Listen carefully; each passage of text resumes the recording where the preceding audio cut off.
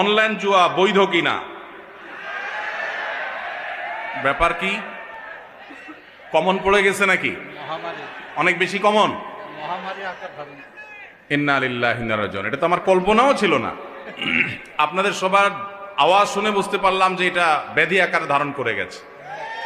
ভাইরা আমার, জুয়াকে আল্লাহ তাআলা হারাম করেছেন এবং শয়তানের কর্ম বলেছেন। আল্লাহ বলেছেন, ইন্নামাল খামরু ওয়াল মাইসিরু ওয়াল আনসাবু ওয়াল আজলামু রিজসুম মিন আমালিশ শাইতানি ফাজতানিবু।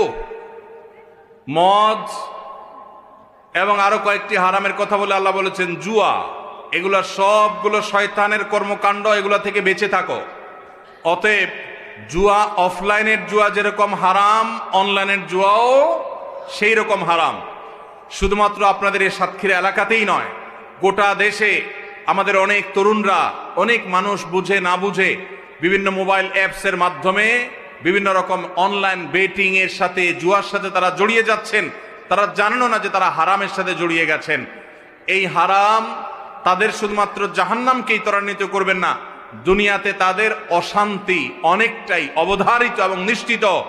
জুয়া এবং এই জাতীয় হারাম বেটিং, এগুলোর মাধ্যমে হারাম কাজ করে, হারাম উপার্জন করে সুখের সাগরে ভাসছে, অনেক সুখী আসছে, সুখী আছে, এরকম মানুষ আপনি খুব একটা দেখাতে পারবেন না, মানুষই দেখাতে পারবেন না।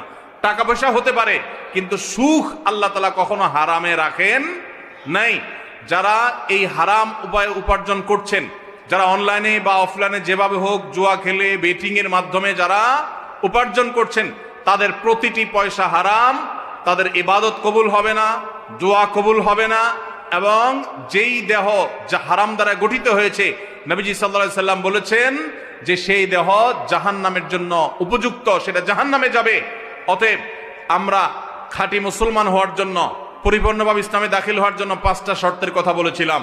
এর মধ্যে 5 নম্বর বলেছিলাম হালাল হারাম মেইনটেইন করা। অনেকে নামাজ কালাম পড়ে হালাল হারাম মেইনটেইন করে না।